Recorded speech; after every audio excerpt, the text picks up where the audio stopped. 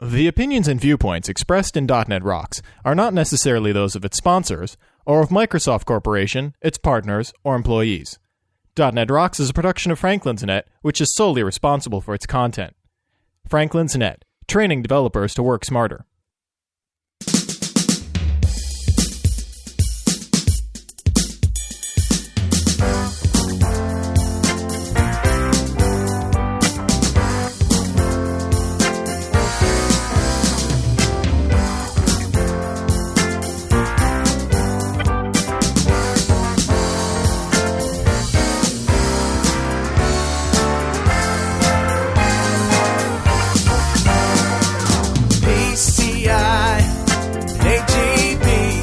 Hey, Rockheads! Stop reading the New York frickin' Times and listen up. It's time for another stellar episode of .NET Rocks, the internet audio talk show for .NET developers with Carl Franklin and Rory Blythe. This is Jeff Maciolik, here to announce show number 87, with guest Jay Rocks, recorded live Friday, October 29th, 2004. .NET Rocks is brought to you by Franklin's Net, training developers to work smarter, and now offering hands-on VBNet, ASP.NET, and C# classes online at www.franklins.net. And by Data Dynamics, makers of ActiveReports.net. Simple, powerful, and cost-effective reporting for Windows Forms and ASP.NET web applications. Online at www.datadynamics.com. Support is also provided by Code Magazine, Microsoft Technologies in-depth for IT managers and developers, online at www.code-magazine.com. And now, the man who filed for bankruptcy after being wiped out for paying off the New York Times, Carl Franklin! Thank you. Thanks, Jeff. What an interesting week it has been. And here to discuss that with me, as always, is my partner in crime out there in Portland, Oregon, Rory Blythe. How you doing, Mr. Blythe? I was in the New York Times. Go ahead, say it. I was in the New York Times. Go ahead, Carl. No. You want to say it? Come on. No, come on. I do. I am going to brag. All I have to say is congratulations. Yeah, I got the email. I saw the one from Scoble, and that was awesome. You guys got your photo in there and everything. I mean, I'm pretty good, but this week, obviously, the big news is that you and Jeff wound up in the New York Times. And I must say, and it might make everybody out there uncomfortable, but I thought Jeff looked really sexy in that photo. I'm not even kidding. No, Jeff looked really good. Like that's like dating material. Like if you go up on Match.com, that's the kind of photo you want to use, And you, my friend, are bearded. It made me realize how long it's been since I was in Connecticut. It's true. It's something I do every winter. It's one of the few male rituals I have left that's socially acceptable. Everything else has been castrated off of me. So. That's good. Well, I mean, you need a beard anyway, I guess, for the wintertime out there. That's for catching like the dribbling ale that comes overfilling out of your... And the spittle when I sleep. Yeah. So what we're talking about is the New York Times did do an article on podcasting. It wasn't on us, but they did an article on podcasting. And since we were local and the photographer was local and the guy, Sarus Farivar, he was local. He was visiting his aunt in Hartford. And he thought he'd come down and do a story, do an interview and stitch me into the story. As it turned out, I really only had a couple of quotes in the story, but they did take this awesome picture of Jeff and I at the board sort of doing some editing. And if you want to read it, you can go to shrinkster.com/1WJ. And if you don't have or already have a New York Times online account, which is free if you give them some demographic info, and you don't really want to create one and you just want to read the story, you can use one that we set up, which is podcasting. So the username is podcasting, password is podcasting. And that's just in case you don't plan on coming back to the New York Times. You only care about that one. But anyway, Rory, you were in the New York Times before, so Yeah, it's true. I'm making fun of you, but the truth is, I mean, it's like nothing to me anymore. I mean, totally old hat, I mean, it took us that long to catch up to you, so. Except that there was not a photo of me. I was like I don't even remember the context of the article. I was like a sub-note under a message about like Ouija boards or something like that. It was something in the weird section. No, it was about your RSS for charity, which was a very cool thing that you do. Yeah. Tell us about that, by the way. What is that? Oh, RSS for Charity. All right. It's for those of you who don't know about it. I just got it up and working again. It was down for a while because my really cool web hosting service went on ahead and started switching around IP addresses and passwords and things from my SQL Server instance, which is a really cool thing to do without telling the person who's using it. And it's sort of like taking somebody's car and removing it from where they had left it and then moving it to like another zip code, right? Oh, that's pretty funny, isn't it? Yeah, it's really funny.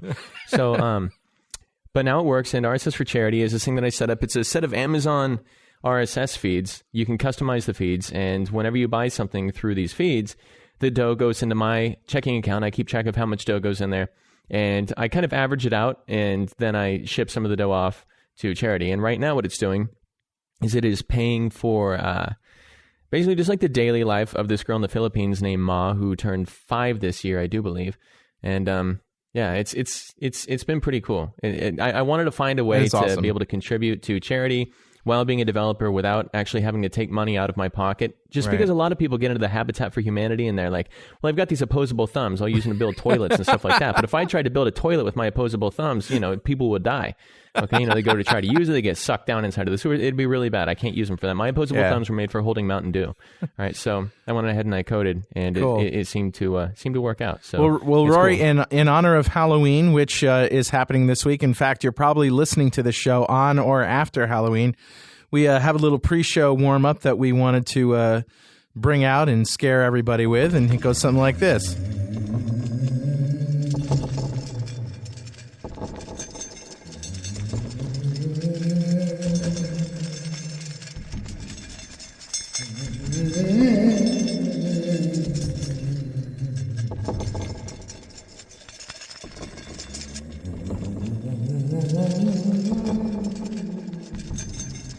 Cold fusion.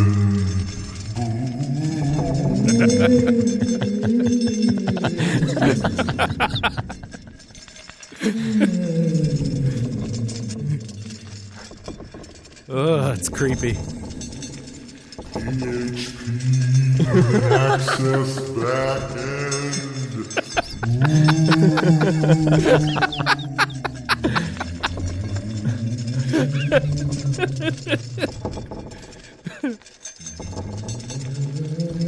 I think I'll play this when the kids come to the door.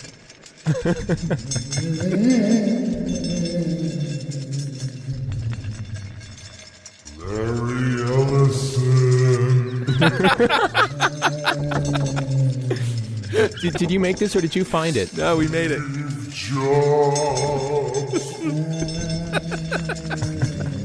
You dorks. Oh my god. That's awesome.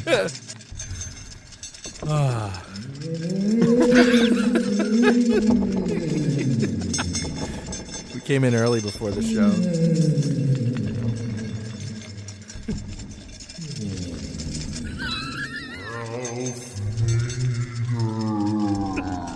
Oh god. Yeah, what do you think of that, guys? You weirdos. That was awesome. Yeah, this is what Jeff and I do when we have too much time on our hands. Oh, when you're not being interviewed by the New York Times. Oh, man. Well, some more things Did I mention I was interviewed by the New York Times? No, that's fine. That's cool. All right. Some other things I'm just jealous. Well, you shouldn't be jealous because you're not going to believe if you're coming to the party in Las Vegas, which, by the way, we have a place now. It's going to be at Home Plate. Home Plate is a place just a couple miles from Mandalay Bay, just off the Strip in Las Vegas, Nevada. We're going to be there Saturday, November 6th from 6 p.m. Till people fall down. And while we're there, the following Monday, something is going to happen after the Dev Connections thing that is just going to be outrageous. And Rory, you're going to have a big part in it. But, well, anyway, I want to tell people about the party. We have a URL. And I'll shrink it down for people. It's going to be shrinkster.com/1WP. And it's registration for the .NET Rocks Insanely Serious Las Vegas Bash. It's open to the public. And some of our previous guests, Mark Miller, Kevin McNish, Russ Festino, Don Kiley, Nicholas Landry, Julie Lerman, Kathleen Dollar, Don Demsack, Don XML, Bob Resselman, Marcus Egger, Brian Noyes, Michelle LaRue Bustamante, and others that are joining are going to be there as well. They're all going to be there? They're all going to be there. Sweet. I'm going to be there. I didn't know that. Rory's going to be there. Jeff's going to be there. Kirk and Richard. Richard, you're going to be there, right? Yeah, I'll be there, Bob. No worries. Yeah. And Sunny Day, Randy Judkins is going to be there. So he's going to be like juggling and goofing around and stuff. And we're just going to get tanked and eat some wings and watch the premiere of the .NET Rocks movie on one of their or all of their 15 large screen TVs. So that's in Las Vegas, Nevada. There's a phone number. There's a sign-up sheet and links to nearby hotels, which you can get, say, at the Luxor from $199. And, I was looking for major cities that you can get to Las Vegas, a ticket for a couple $100. So check it out. Go to the party and have fun with us. A couple other things that No. What? No, somebody just said something in the chat room, and I just realized I shouldn't even have laughed because it's going to make people wonder. I'm going to leave it out. Yeah. Yeah. All right. Oh, I see. Hookers. No hookers. There will not be hookers at the .NET Rocks party.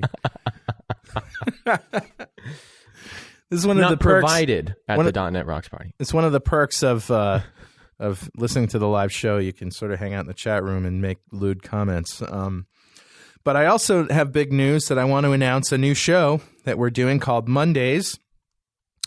We're going to start on November 15th. And it's going to be another show like .NET Rocks that you can download on Mondays. It's going to be a 2-hour show. We're going to have Google Weirdos, the Weird Wide Web, Ask Rory, Richard the Toy Boy.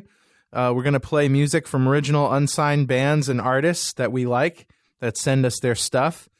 And a few new bits that we're going to surprise you with. And as well, we're going to interview non-programmers. That's right. It's a general interest talk show that has all of the flavor of .NET Rocks with the same people.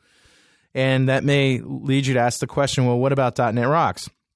Well, .NET Rocks isn't dying. It's not going anywhere. In fact, it's going back to its roots. .NET Rocks is going to be a 1-hour-ish show with me and with Rory. And we're going to interview the people that we interview on every show, which is really what .NET Rocks is all about. And so we're going back to just an interview without the bits. We're still going to be ourselves. It's still going to be fun. It's going to be a relaxed conversation. Nothing has changed in terms of the interview. But we are going to move things around a little bit because we want to, I think that, all these bits and us and the stories that we tell, they're worth other people besides the programming community listening to, don't you think? It makes the most sense, too. A lot of people have said, can we just get the programming stuff? But obviously you and I and Jeff and Richard and everybody else want to do a show that has all the other bits because it makes it a lot of fun for us. Right, exactly. So this makes sense. Yeah. So we'll have .NET Rocks go back to being just .NET, which is, I think that'll be really cool. I do too. And I'll personally feel better about this show. Yeah. Because we will have that separation. So I think this is like the solution to solving all the different issues. I really do too. For those who love the current format, hey, now you get 3 hours of great stuff. You get 2 hours of wackiness and an hour of interview in .NET. So, if you have an hour and a half ride to work, there you go. You can listen to half on the way and half on the way home. We tried to come up with a tagline. The website for Mondays, by the way, is mondays.pwop.com. That's mondays.pwop.com. No, it's not pregnant without permission. That's not what that stands for, although that is an acronym from the World War II era, I found out. But it's really the sound of a forehead slap. Pwop. That's what that is. So mondays.pwop. Well, you'd have to lick your hand first. Yes, you would. And it's not necessarily your forehead either. So, or your spit. I mean, I'm just saying. Or your hand. Just wet hand against a forehead. That's what it's all about. Pwop. So mondays.pwop.com. And we basically had a contest to come up with a tagline, because the tagline, as Rory pointed out in our emails back and forth, the tagline really has to get people. It really has to, reach out and shake them by the balls. You know what I mean? It really has to. Did I just say the word that? I used was differentiate, but shaking by the balls or whatever. I can't believe I just said that, but anyway, it really does have to, sort of slap you in the face. So we came up with just a whole bunch, some of which are so disgusting I can't even allude to what they were. But if you go to my blog at weblogs.asp.net/cfranklin, you can read all of the ones that people entered in. And we basically were going to give away, and we did. We had a contest to come up with the best tagline, and the winner got a $300 shopping spree at thinkgeek.com. And as it turns out, the winner, we used one of Rory's, actually, because we really liked it, but there was a runner-up. And the runner-up was John Amick. And he came up with this tagline, "Embrace the suck," which I really liked that one. But we eventually went with Rory's "What Sunday Threw Up," which I think is really good. And but anyway, we wanted to give John his ThinkGeek shopping spree, and he did actually come up with something new. He came up with something to buy, which is an Archos multimedia jukebox. So he's going to be winning that. Congratulations, John. And also, we had an iPod winner here on the show a couple of weeks ago. A guy from Australia, John Lee, won an iPod, which was a toy we were giving away because Richard wasn't on the show and we were talking about podcasting and stuff. And so I got an email from John who received his iPod with .NET Rocks episodes on it and other music and stuff. And he says, "Hi, Carl. I would just like to thank you again for the wonderful 158 gigs of musical bliss that arrived yesterday." Or is that 158 grams? I don't know what that means. 158 gigs. That would be ridiculous. I converted all the DNR episodes, of which there are now 5.48 gigs. Okay, there you go. Overnight to AAC, and I'm now in the customary re-listening of past episodes. Oh, and the first album I put on was Franklin Brothers' Strange Communication, followed by Rory's first song. One of the little problems I discovered with winning stuff from the U.S. plug and the Australian plugs are different. Luckily, I have other Apple products, and the plugs are interchangeable, so I still use it. I can still use it and don't have to buy another plug, and no harm done. Looking forward to more great stuff from you guys with Mondays. And the last thing before we get to the news, and Rory, before I say this, did you comment on Dvorak in the news? Oh, you bet I did. That was when he was talking smack about podcasting. How it was time to get rid of Microsoft Word and No. I mean the new one, podcasting not ready for prime time. Oh crap! No, I didn't see that one. No, all right, I'll tell you the last one next week. Okay? I'll talk about it, and you can react to it. Okay, here we go. Okay.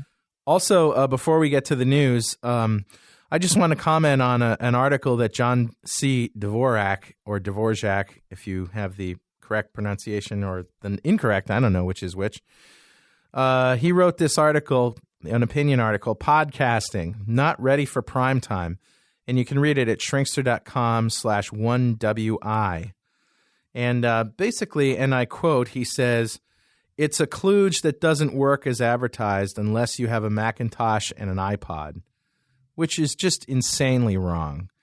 And I pointed out to him in an email or a letter that I left in the forum that I was just teaching a class the other day where somebody asked me, "What is podcasting?" And I downloaded iPodder from iPodder.org, the Windows version, installed it, subscribed to a .NET Rocks feed, and had downloaded it and was listening to it all within about 5 minutes. So I don't know what he's talking about. He thinks that you have to have a Mac and an iPod. I had neither, and I did it in 5 minutes, and I really have no idea why he's having such a problem getting his software to work. And I think maybe we should all donate our old dummies books to John Dvorak so that he's obviously having some trouble, figuring things out. And, with the thing with Word, and the thing kept popping up. And I really think that, the proper guidance and a little help from a youngster who knows a little, how to get around a computer, he might actually enjoy his computing experiences. So, well, plus he's just a dickhead. And the way podcasting works, podcasting, well, okay, RSS enclosures are not new, right? But people are just kind of waking up to the idea of podcasting or of using the enclosures the way they're being used here. And right.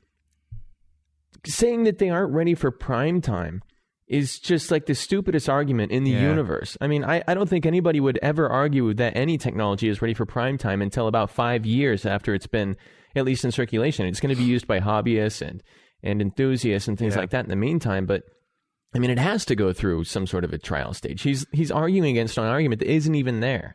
That's one of the things that bothers me. Yeah, well, you have to read the article, and I can't wait until Rory just found out about this article. I can't wait until you've read it and have a chance to comment on it. I just want to smack him with a wet fish. I hate that guy. I cannot stand him. He is such a bitch. But anyway, go on. Anyway, so Rory, I guess it's time for the news of the week, and just to prime you up a little bit, news of the week with Rory Blythe.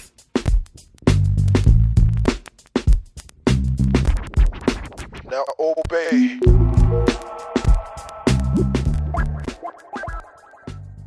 So what happened this week in Newsland, Rory? All right. For those of you who don't know, there's this guy, Joel Spolsky, joelonsoftware.com. Rather big site, rather well-known guy. Used to work at Microsoft, now runs Fog Creek. And he's putting together a collection of what will hopefully be the year's best essays on the web. I think he's going to select something like 30, and a couple of my posts have been nominated. And, I mean, I'm not, suggesting anything like that. All the listeners rush over there and start suggesting various posts of mine. Joel on Software selected my essay. Joel on Software selected my essay. As I was saying, I am not suggesting that it be run over there and start suggesting that, or start nominating my posts in the feed. But I mean, if you wanted to do that, and I'm not asking you to do this, and I would never ever suggest it, I'm just thinking out loud. If anybody wanted to do that, then you could do that by going to shrinkster.com/1WL and just start, recommending the hell out of my writing. Not that that's what I want. It's just that I would feel very, very, very proud if I got to be included in a collection of essays that was edited by Joel Spolsky. He's a great writer, and he's one of those guys that I've always kind of been into. So we've had suggestions to have him on the show before, and he'd be a good guy to have on. Well, he'd be incredible. It'd be really interesting too because of the way his shop works. They haven't moved to .NET, and he has a lot of interesting opinions about .NET. Not all of them positive or negative. He just has a very real world view of the way things are going, and they sell a shrink wrap product. So there's some interesting stuff. But yeah, so head over there and start nominating me. I mean, if you want. So the next one is there's this guy. His name is Sean Burke, and he's suing Microsoft because the CD tray in his Xbox broke or something, or it's not reading CDs or DVDs. And I mean, this drives me nuts. There's enough really stupid, frivolous lawsuits out in the universe already. So the guy had his Xbox for a year, and it stopped working properly. But that's just life in the retail world, Right. You go and you get your X-Men comic, and what are you going to do? Sue Marvel because one of the pages got torn? I think that's really irritating. Or sue a publisher because the ink is fading in your book. It's just part of life, right? And I can't stand the idea that there's another person bringing another lawsuit against Microsoft for another stupid reason. And I mean, if we were going to clog up the legal system with any more frivolous lawsuits, the only one I'd really want to do is going after Sean Burke and suing him for being a total bitch. So the next one is LucasArts. Oh, I'm sorry. The URL for that is shrinkster.com/1WM.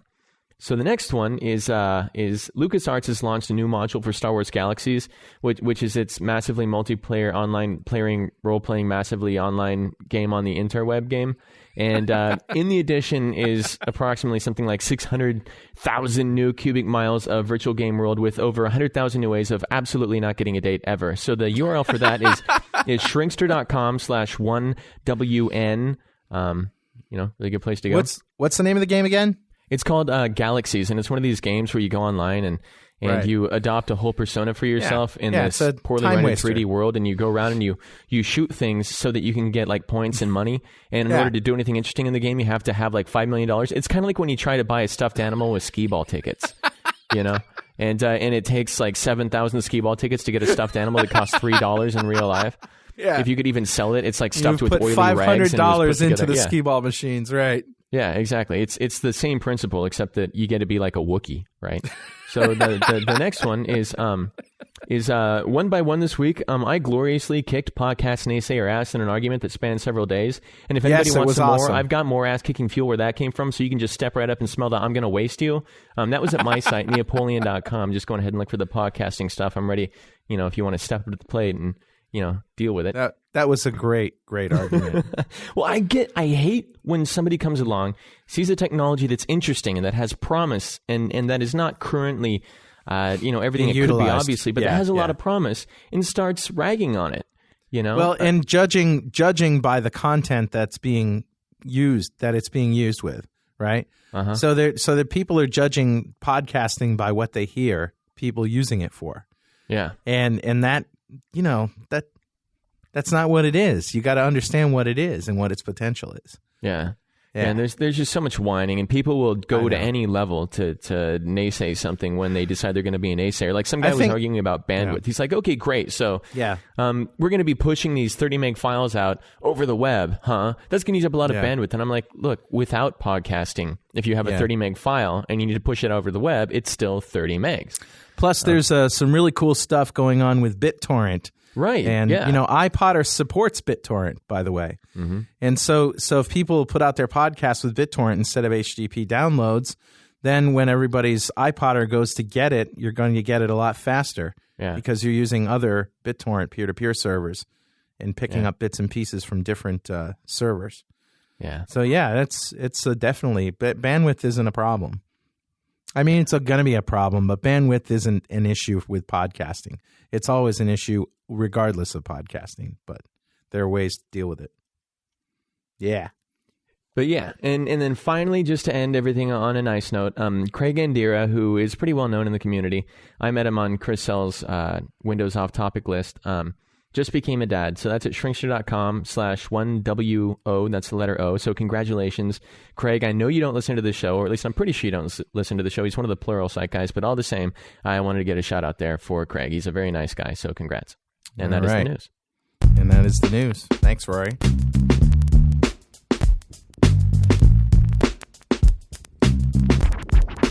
Now obey.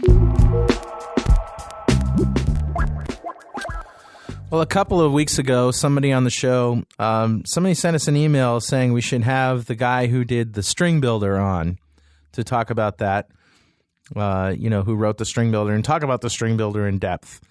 And I said, yes, we should have Roxe Rocks on. He's the guy at Microsoft. And that was actually his past life. In his current life, in his current role, he is the product manager for Visual Basic at Microsoft. And so he's responsible for product planning, technical evangelism, and external communication. But before that, as I said, he was the development lead on the .NET framework, where he had responsibility for the base class libraries. So he's got a lot of interesting things to talk about. He has a BSc in computer science from Princeton University and an MBA from the Amos Tuck School of Business. We welcome Roxe Rocks. Hey, Jay, how are you? Hey, Carl. Hey, guys. How's it going? Hey. Good to talk to you. Always good to be back on the show. Yes, indeed. You've been on the show in little pieces, but you've never been a guest. This is the first time I haven't just done a cameo on the show. Right. And were you on the Dev Days show? I can't remember. I was on the Dev Days show, and That's then right. I've been on a couple more times to talk about some of the stuff we're doing in VB. Right. But we're in sort of the Wayback Machine when we start going and talking about what I did when I was working here as a dev. Now, a lot of people don't really know who you are, and so for many of our listeners, this is an introduction to Jay. So just lay a couple of classes that you've written in the framework on us, and sort of to establish your studliness. Okay. Way back, well, let me just give you the history, because I joined what is now the .NET framework team, or the Common Language Runtime team, back in, I guess it was November of 97. Back when it was called Project Lightning, then it became Com Plus, then it became Project 42. Right. Then we had this nice little reorg that made it Project 21. And it went through a whole bunch of other names before 42, half of twice for 21. I get it, Yeah. We lost half the team. Right. And so I wrote things like String and StringBuilder, and wrote the initial implementation, although didn't own forever all of the base types like integer and double and all of those. Did some of the work on Object, and was dev lead for the I/O classes, the globalization, and a bunch of the collections work as well. Hey, Jay, do you mind if I interrupt real quick to ask you a couple questions? just because I'm already really curious about some things. First of all, and this was brought up during one of the MSDN events I did this week in Eugene and Corvallis, Oregon. Why is string sealed? Why is string sealed? Okay, because we do a lot of magic tricks in string to try and make sure that we can optimize for things like comparisons, to make them as fast as we possibly can. So we're stealing bits off of pointers and other things in there. Oh, okay. To mark things up and say, for example, just to give you an example, if a string has, I didn't know this when I started, but if a string has a hyphen or an apostrophe in it, it sorts differently than if it just has text in it. And the algorithm for sorting it with a hyphen or an apostrophe, if you're doing globally aware sorting, is pretty complicated. So we actually mark whether or not the string has that type of behavior in it. You also reuse memory if the string hasn't changed and you create a new string, right? That's down in StringBuilder. Oh, okay. I thought it was in a string. So what you're kind of saying is that in the string world, if you didn't seal string, there would be a whole lot of room for really wreaking a lot of havoc if people were trying to subclass it. Yeah, exactly. It would change the entire layout of the object, so we wouldn't be able to play a lot of the tricks that we play that pick up a lot of speed. Okay, and question number 2 that I have before I'm going to let this all go on just because I'm too curious is, did you happen to look at the source, at the mono implementations for the classes you worked on just to compare how they were done in the other side of the world? I haven't. I actually haven't looked at any of that. The stuff that I worked on, or at least some of it, is out through the Shared Source Common Language Initiative. But I haven't gone over and done the comparative implementation with mono. Oh, okay. I was just curious because are you even curious about how they did it, or are you just sort of like, that's in a past life now? I'm sort of curious about how they did it, but I've spent so much of my time recently just working with some of the things we're trying to do in Visual Basic that there are times when I just sort of need to draw the line. Right. And choose how much time I'm spending on this and how much time I'm spending trying to get into podcasting and the other stuff. Oh yeah. Anytime a guest says podcasting, we're gonna play some music or something. All right. Well, I will step back into the background now, and please continue with the. Well, no, interview. I mean that's what you're here for, right? So you said that you worked on System.Object and System.String, and when I asked you about the memory reuse in the string, and you said it was in StringBuilder, down in StringBuilder, that doesn't mean that does the string class use StringBuilder? String doesn't use StringBuilder, but StringBuilder uses string. Well, I knew that, yeah. So, if I set a string, data equals hello. And then I say data, dim data 2 as string equals hello. Are both of those strings pointing to the same memory? Like, is that word hello in the same place? If you're dealing with constant strings like that, it will be, but that's more compiler magic than it has anything to do with the string class. Go ahead. What we've done is actually pushed that memory into the intern pool. So, I mean, you could do something, yeah. I did see a demo with a talk at Dev Connections, actually, with Dan Appleman. I think it was called Why Did They Do That, or something like that. And, he was talking about pointers and how people are like, oh, but it doesn't have pointers. .NET doesn't have pointers, whatever, and he took a look. He basically used some API call to access memory directly in the managed heap, and it looked like that you couldn't that memory was being shared by two variables if they were the same, if they had the same data. I can't remember exactly what he did. We'll have to ask him about that. But yeah, I didn't see Dan's sample there, so I'm not exactly sure what he was looking at. But anyway, I was just curious about it. But what I'm really curious about, Jay, is the StringBuilder. I mean, it's magic to people. I mean, I show that to people, and they just can't believe the difference in speed. So which difference in speed? Well, the classic demo that I do for people is I take a for next loop, Right, and I go to 10,000. For I equals 1 to 10,000, and I append I.toString to another string. I just say, some string ampersand equals I.toString. And It takes about a second on a 2 gigahertz machine. And then I put a 0. You're doing a pretty high count then. That's right, 10,000. And then I put a 0 on it, make it 100,000. And then it's like, a minute goes by, and we're not even past 40,000 yet. Mm-hmm. Because it's compounding the size of the string, and the garbage collector's kicking in, and all sorts of crazy things are happening. And then I do with a string builder, and it's immeasurable. It's like in the milliseconds, 100,000, a million, Yep, because you're only actually using the string when you get out of the loop, right? Right.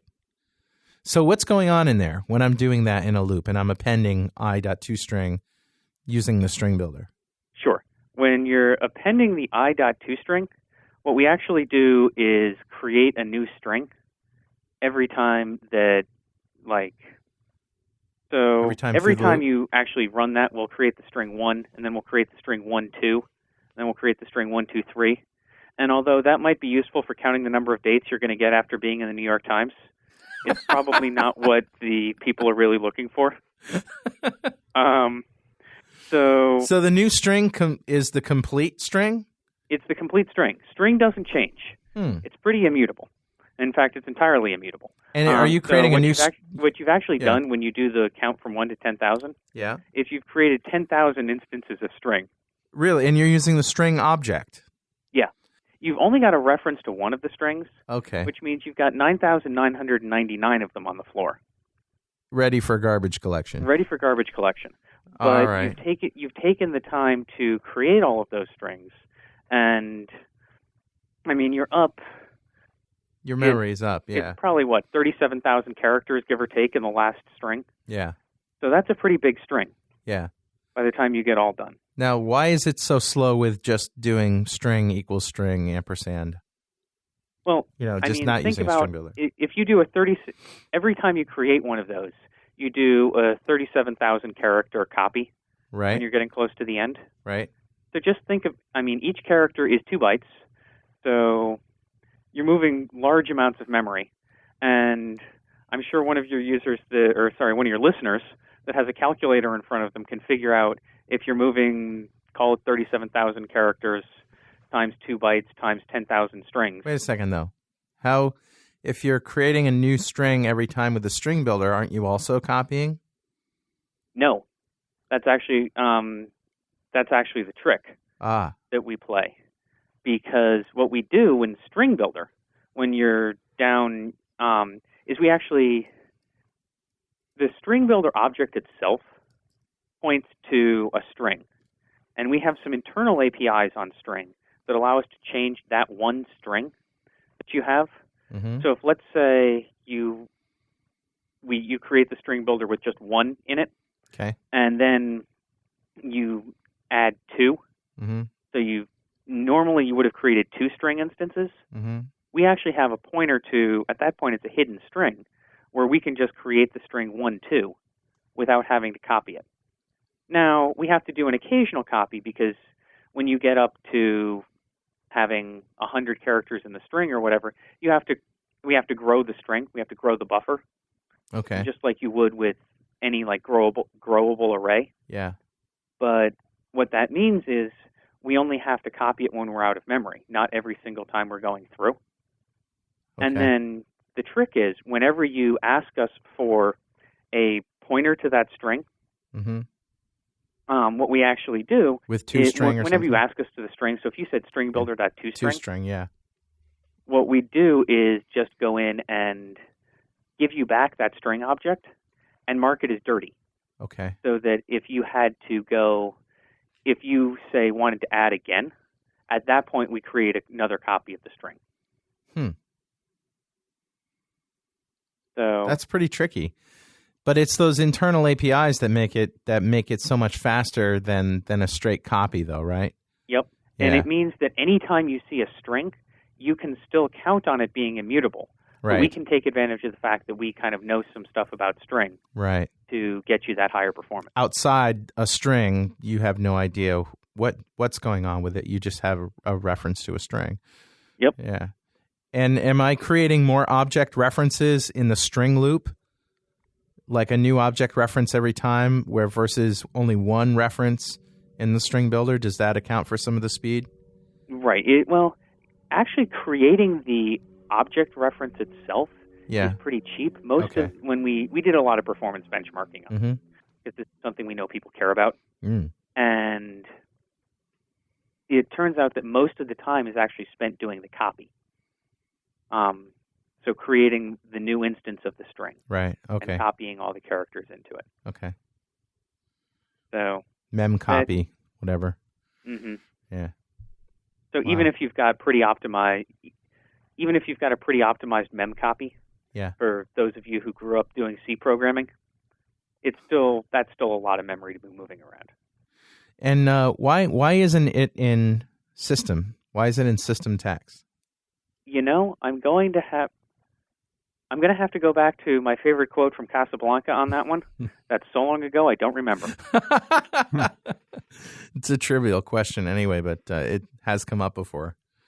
Yep, I don't remember why that went into System.Text. Was StringBuilder thought of after, sometime after the primitives and the string was conceived? No, I mean, it pretty much came along about the same time. I mean, obviously we did object and string first, right, before we did StringBuilder. But architecturally, it came along not that long, probably only 6 months to a year after string came along. Yeah. So you're on. Yeah, go ahead. Well, we ran into some of the same questions, even pretty early on in development, where we were looking at the number of strings being created, and it's like, wow, that's pretty high. Yeah. So it's really cool to me thinking about what goes on at these, at architectural meetings when you guys are sitting around sort of brainstorming about the classes that are going to the base class library. What are those meetings like? I mean, what happens at those things? And are they meetings, or are they just, submit your documentation and then we have some sort of, what's that like, that whole process? It really varies from team to team and from sort of decision to decision. But just going over some of the ones I worked on, and keep into account, I left the development group 3 years ago. So I'm sure they have new ways of doing it on the team at this point. Well, anyway, I mean, we'd know we have to design something, and we normally come in and do sort of it's all done it was almost all done in meetings. Yeah. And somebody would come in and they'd present some idea they'd thought of, and then we'd basically argue a lot. Right. And go away and we'd do trial implementations, and a number of these things were like, what were some of those rewritten 3 or 4 times. What were some of those arguments? If you don't remember, that's okay. Wow, you're taking me way back here. I'm just really curious. I'd love to be a fly on the wall. One of the ones we spent a lot of time on that's actually in string is whether we talked a little bit about how you do the globalization. Right. How you do the globalization comparison on strings. So how you do it so that if you're sorting text, it displays right around the world. Right. Wow, and that's a good. We spent a lot of, and that behaves differently on Windows 2000 than it does on Windows 98. Because Windows 98 doesn't have Unicode. Right. So we spent a lot of time thinking about whether or not, do we take all of the Windows 2000 source and port it over so that we get constant behavior across the different operating systems, and what does that mean in terms of size of the download, in terms of time for us to implement it, or do we just call the operating system? Right. And we ended up making the decision we ported all the code so it behaves consistently across the operating system. The only reason I remember that one is, that was probably a month-long debate to figure that out. And we were in the final review with one of the senior architects on this stuff. And he comes up and takes a look at the decision and goes, "That's a terrible idea." And we all kind of froze, thinking we just had everything reversed. And he goes, "You're going to put programmers all over the world out of business. Just because they've got so much less code to write now that they don't have to write." And that's a bad idea. No, he thought it was a great idea. Oh, okay. but he was just being totally sarcastic and totally messed with us for a while there. Right. So yeah, I mean, and a lot of what will come out of the design process here is we'll do the detailed specs and we'll be talking about it, and we will have gone through a bunch of the practice. And then as people go through and actually start to implement it, a lot of the devs and a lot of the testers will come up with new things that maybe it doesn't work as well once you actually put it into production, or it turns out to be much slower to do it one way. So we'll come back and we'll revisit a lot of the designs. Yeah. It's really cool. I mean, the kind of software meetings I've sat in are, who's going to fix this bug and when is it going to be done, and, that kind of stuff. But I mean, to design a framework like the .NET framework just seems, and the base class libraries especially, seems like it'd be really, really cool. And don't get me wrong. There's a lot of the sitting in the meeting going, okay, when are we going to fix this bug? Sure, I know. Who's having problems? Who can review the documentation? I know, but in that initial stage when you're sort of imagining the possibilities and what cool things. I mean, you looking through the framework, there are just thousands of classes and types in there that I'm still finding hidden gems in there. It's really fun working on a V1 product. I highly recommend it if you ever get a chance. Yeah. Because while we had a bunch of things that we wanted to be backwards compatible with, and I worked with a lot of those now in my current role doing some of the stuff for VB. Right. Which we will talk about. I'm sure we will. But there were also a lot of things where we could say, okay, how would we do this if we had a clean sheet of paper? Right. And figure it out from there. So the clean sheet of paper part is nice. Very. And how did a lot of those things get solved with Windows 98? Like, are there features that don't work on Windows 98 at all that in the framework? Like, here's one, and I don't know if you know about this in particular, but like opacity. Isn't opacity, like transform transparency, window transparency, a feature of 2000 and higher? And how does that work in 98?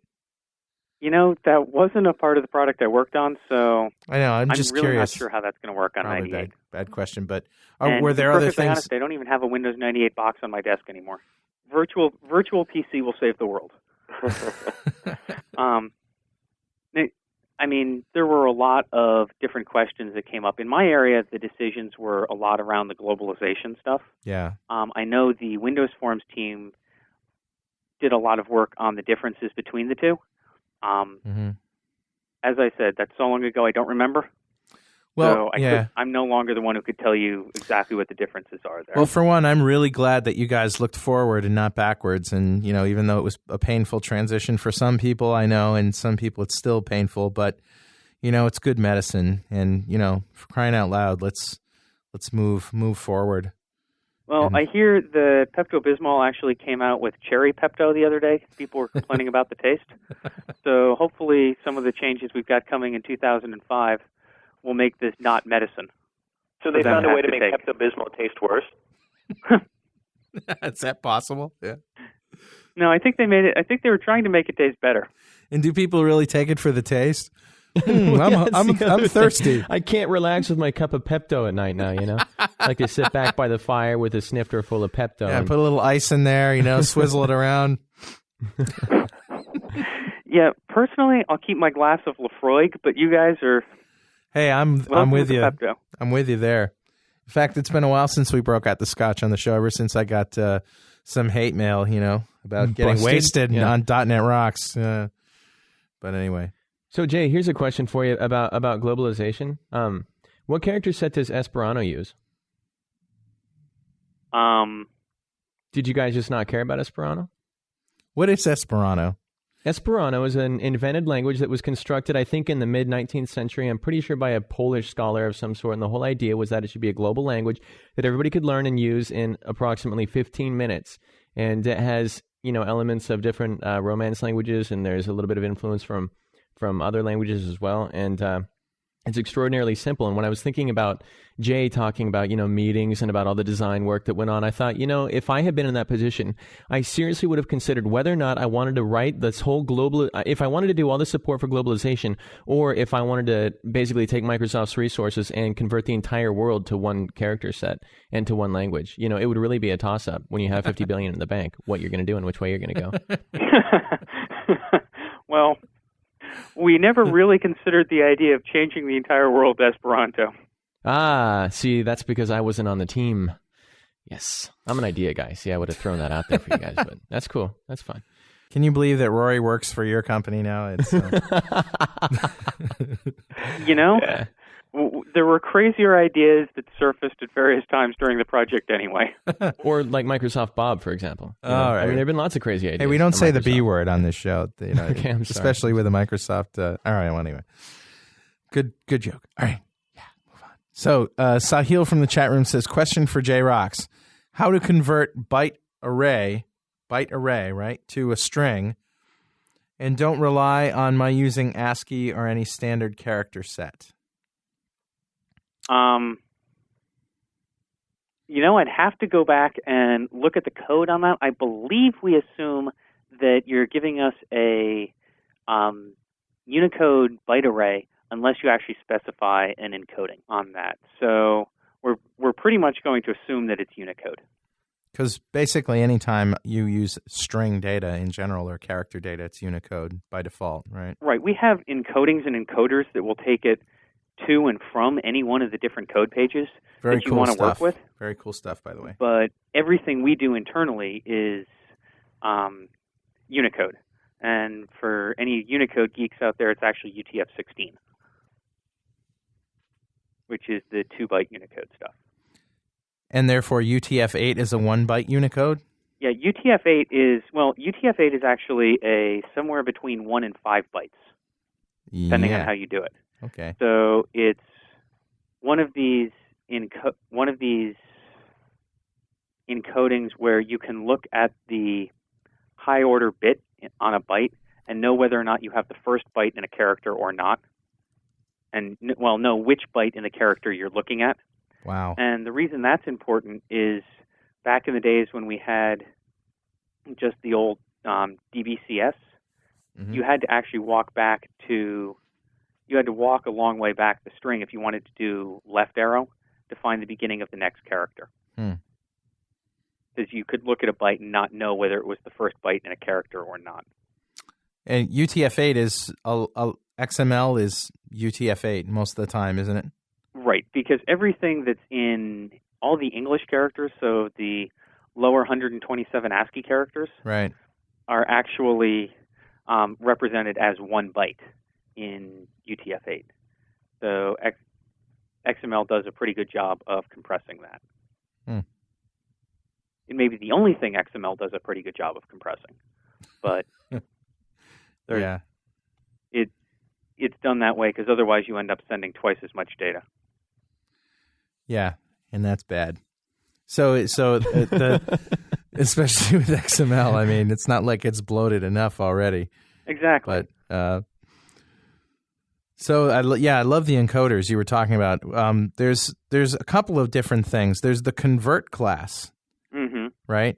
And convert class has like the base 64 string array stuff conversion in it, but that's not in like System.Text. There's not like System.Text.base64 encoding. Yeah, base64 isn't. Base64 is really more designed to take binary data. Yeah. And make it printable. Convert it to be a string. Okay. So it's not really an internal type, data type, really. It's not really. It's string. We thought about writing an encoder for it, but it just doesn't behave enough like text all the time to have that really make sense. So basically, if you use EBCDIC, you're screwed with .NET? I think we actually looked at EBCDIC, and I don't even remember what we decided. I can't believe when I was in college, they were still talking about EBCDIC. Some guy with, pointy glasses and no hair and, looked like a pear, But weren't you still programming on punch cards? No. This was back in the days of Quick Basic, actually. And I told just giving you a hard time. Well, actually, that's a valid question. I don't know. Yeah, but it was weird. As my teacher, I told her that I was doing some really good stuff with compiled BASIC, and she goes, "Shh, don't say BASIC. Don't say BASIC. Shh, they'll kill you. Don't say that." So, and she was teaching COBOL, of course. And ooh, yeah. Although I have to say, when we first announced .NET, I was down at the show at the PDC in Orlando when we announced it. And one of the attendees I was talking to down there was most psyched about the fact that he could now have his VB programmers and his COBOL programmers work together. Yeah, well, okay, whatever. Yeah.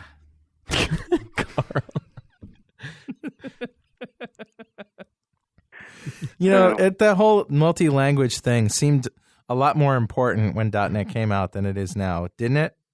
It's cool. It's nice to have everybody cool. running against the same framework, right, and the same runtime.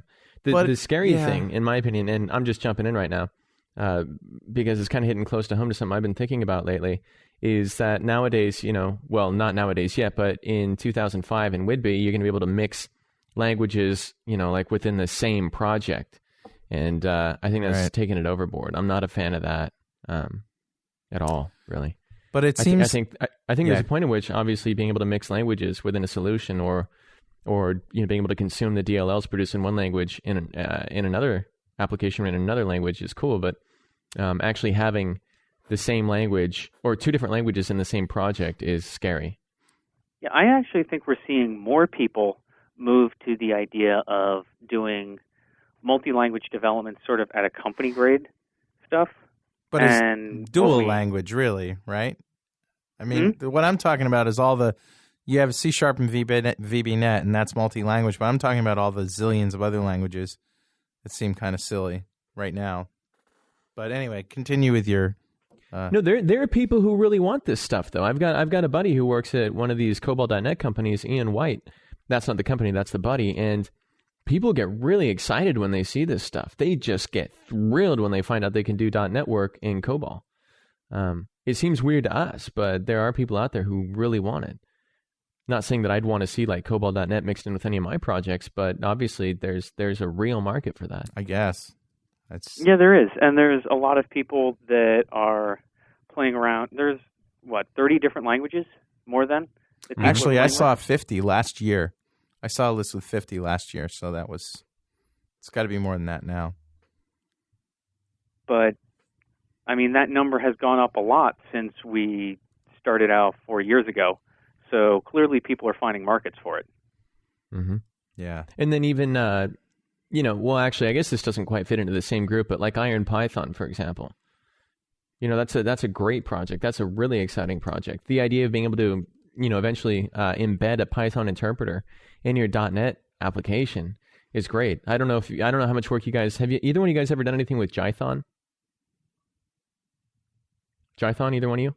The Python implementation. Are you talking to me? Runs. No. Either one of you. It's the implementation of Python that runs on that runs under Java. It's incredible because you wind up in a situation where you might be doing, you might be coding on an AS400 and all you've got is Java to work with or some other weird freaky language, but you've got Java. And maybe you don't need like all the complexity and power of Java and you just want to use a scripting language and nobody makes the scripting language you want for the AS400 and the scripting language you happen to want is Python, so you just get Jython and you can actually run it on the AS400, right? I mean, having multiple languages that target the same runtime can be really advantageous in some cases. It's one of those things where when it's what you need, it's like a lifesaver. That's true. I guess that's true. Yeah. Here's taking it to the extreme. Go to shrinkster.com/1WU and you'll see vixo.dk has an assembler to IL compiler. Oh, that thing. Assembler to IL. Yeah, so you can write your .NET code in assembler, and then it will compile, as a .NET assembly, basically, and go back to IL, and then there you go. So, if you were one of these hardcore assembler programmers and you don't know anything but assembler, and, that gee whiz, that's what I write my applications in, you can, take advantage of web services, for example. For all those people that have a burning need to do that. Well, anyway, Jay, We're going to take a break and play some music and pay some bills, and we'll come back on the other side of the hour, and we'll start talking about your current fascination and your current job, which is talking about VB.net. So stick around. Look forward to it, guys. All right, we'll be right back. Gone away the fireflies that I saw from my brother's eyes. Gone away the summers of my dreams. Racing cans down Irving Street, safe and warm in the evening heat. Someone always looking out for me.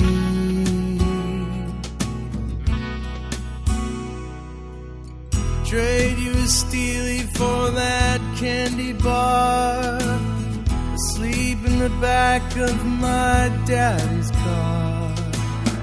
I know he'll tuck me in when we get home to my dream factory.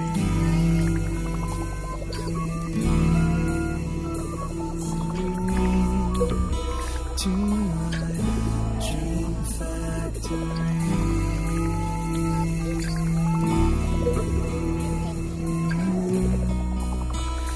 My dream factory.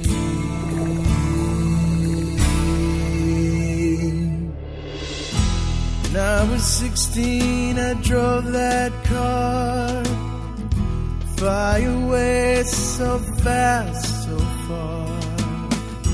Try to find someone else who thinks like me.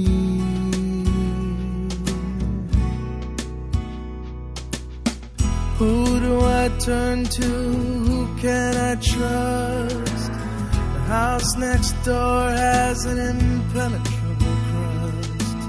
Such a big neighborhood and yet so all alone.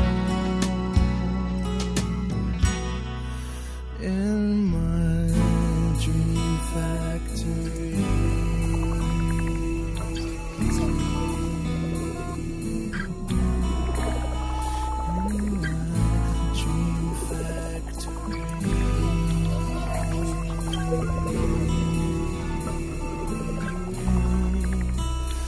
My dream factory.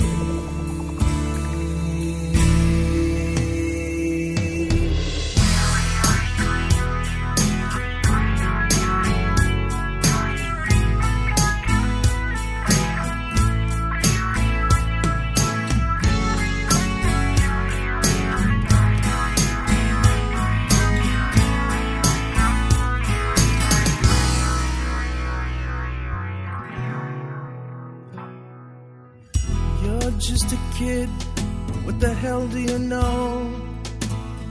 What have you learned from your life down below?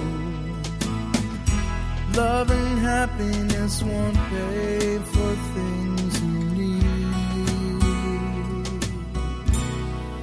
like a dream factory.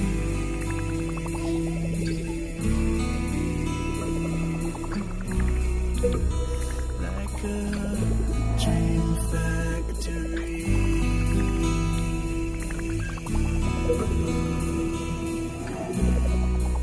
Like a dream factory.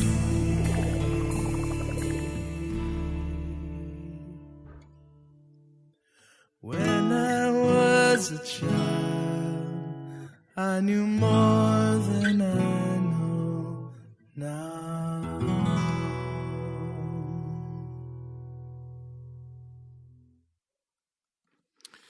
And I thought I'd play some music live in the studio tonight. I've sort of been in this mood where I've been into playing the sweet songs, and I don't get to do that very much on the show. Usually when I play, I'm doing some blues or something like that. But I've written a lot of really kind of sweet little tunes, kind of like Dream Factory and some other things.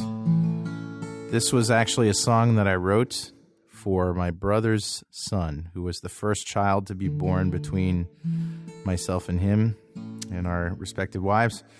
And Alec was his name, and I got word that he was born, and I was just really, really blown away. And I went back to my desk and wrote this song, and I recorded it as a WAV file, and I uploaded it to them, and they were listening to it when they got home from the hospital. So this is called The Great Crusade.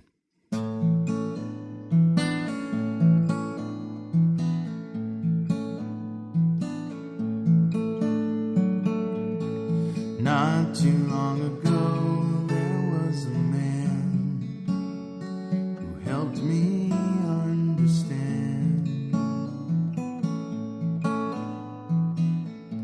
Stand under the stars that shine at night, and the moon will be your light. So there I was, the open seas tugging at my knees. The great crusade, adventure waits, and adventure waits for me.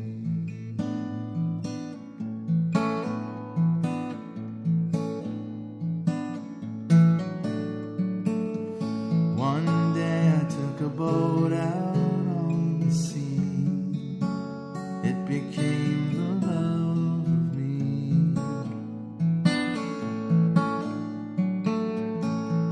Nothing in this world would touch my life, and then she became my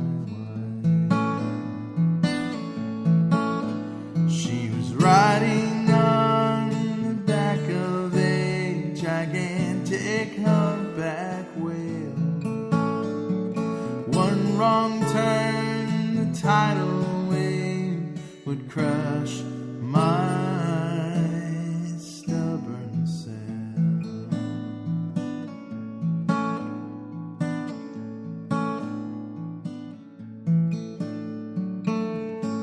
She and I, we were so much in love, with the moon high above us. Together we were rolling with the tide, and her whale right alongside. We dance and sing, the universe to us held at its hand. Our mind was still on sailing ships when we washed up on the sand.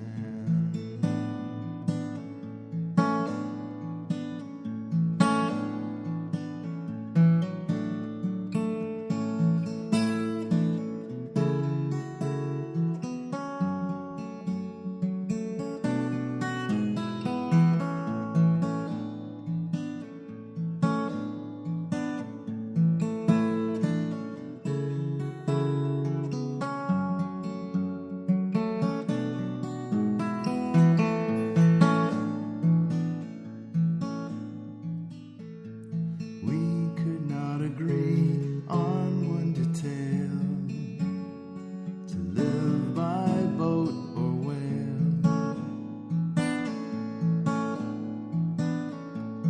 I would sail out on the lonely sea, and she would not come with me.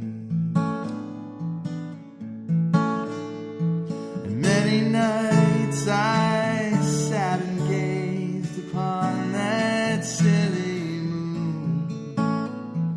When I'd return, we would not speak, and the winter came in June.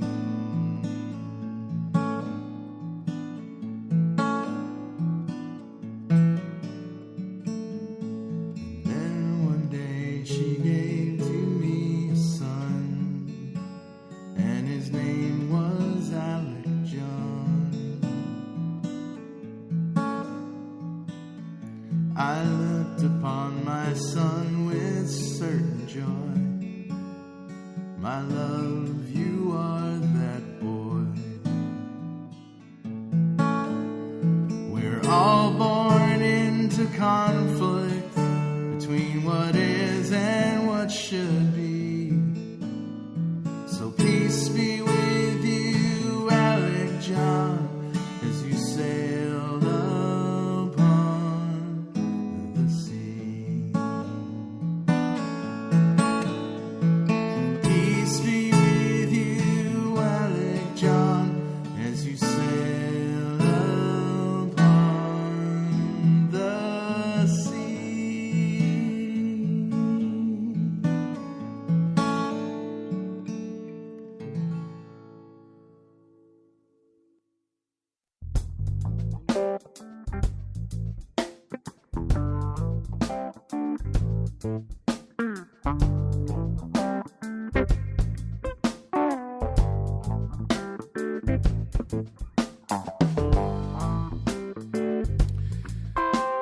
Well, here we go, talking about our favorite guys up there at Data Dynamics, about ActiveReports.net. I was just teaching in my ASP.NET class this week, teaching somebody the difference between, like, say, CrystalReports.net, SQL Reporting Services, and ActiveReports.net. And the basic difference is with those first two, SQL Reporting Services, Crystal Enterprise, you basically have a server dedicated to reports that you're going to be pulling lots and lots of complicated data and serving up to thousands of people. But that's not what Active Reports is all about. Active Reports is about putting the report code right in your assembly, utilizing Visual Studio internally, and being able to provide real cool-ass reports in ASP.NET or Windows applications, Windows Forms applications, and PDF, no problem, HTML, no problem. And the Windows Forms version also has a designer, which is cool. You can let your customer design their own and customize their own reports. So Active Reports is made possible by Data Dynamics, of course, which is a great supporter of .NET Rocks, the movie, coming out soon to a theater near you. And we'd like you to go do us a favor and go up to their website to check their stuff out. It's at www.datadynamics.com. And it isn't going to break the bank either, folks. It's a very affordable stuff. So, we're before we get back to Jay, we have a couple of things to do. Hear from his home in somewhere in Connecticut, not in the studio, is our good friend Kirk Webb with the Weird Wide Web. Utterly amazing. Horrible.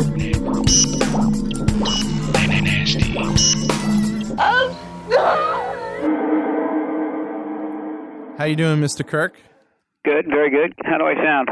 You sound good. You know, not as good as when you're here by our side, but we can't have I like that your tonight. songs. You guys are you're incredibly talented. You are correct, though. You guys have been very sweet lately. Yeah, we've been on the sweet side. Soft and contemporary. Yeah. Very nice.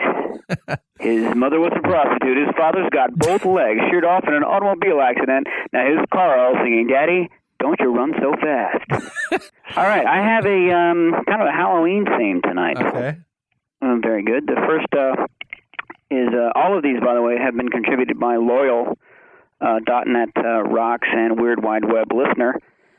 A single listener? No, we have several.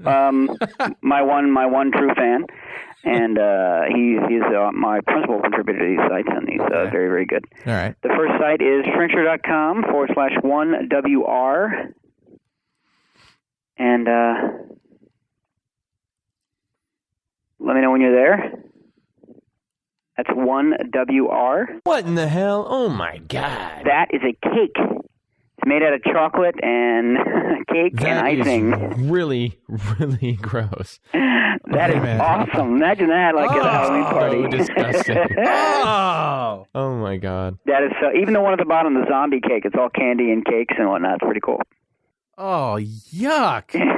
if you click on the link, the entire thoracic cavity cake, they show you how they made it. It's pretty intense.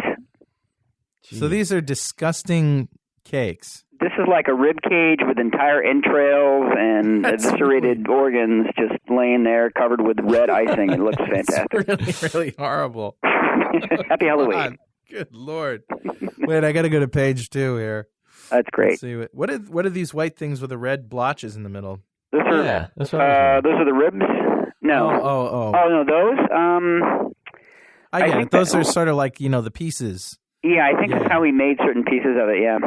All right, but that's just wow. What are those? Oh, the rib cage is made out of like dried white chocolate. That's cool.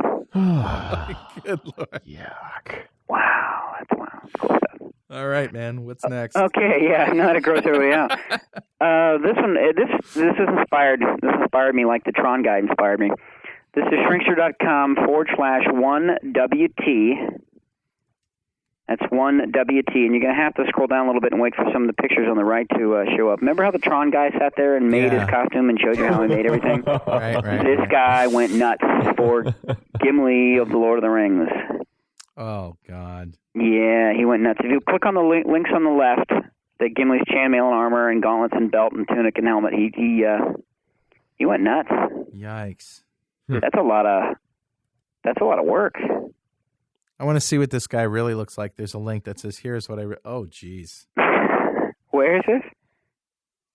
It says, this is what I really look like. Oh, my God. It's a girl. Hey, where's that link, Carl? I can't find it. It's a girl. Oh, my God, you're a girl. For reference, here is what I really look like. Okay. Ah! Oh. She's a woman. Wow. At the top or the bottom of the page? It's in the middle. It's towards the top, like third paragraph. My favorite part of the costume was. Right. Oh boy. Wow. Huh. Whoa. So whoa. That slipped by you, right? Battle Dwarf. Yeah. That slipped by you, Kirk? Yeah, I didn't catch that part. Surprise. Wow. I was just pretty impressed actually with all the. I've never gone that far in a costume. I'm usually shit-faced anyway. She might be in the Society for Creative Anachronisms, which is, the I like the site too, Stitchin' Babes. Yeah. It kind of struck me actually that this guy would dress up and go on StitchinBabes.com. So now it makes sense. Now it makes sense. Yeah. Cool. Okay, the last one is kind of weird, but it's actually more really cool. Shrinkster.com /1WS, and I hope Mr. Campbell didn't do this one already. That's /1WS. Okay. And what these guys did is they made a robot out of Legos. Yeah, that's not all that cool, but this robot can play the first level of Super Mario Brothers perfectly. Oh, my God. They sat there and recorded every click and jump and move and timed it and put it on a chip.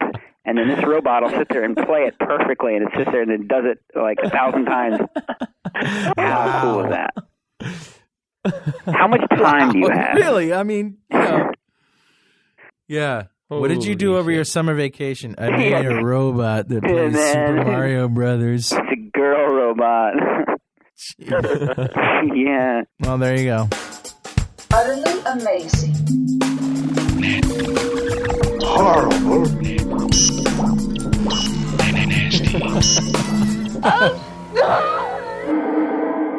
Kirk, are you excited about Mondays?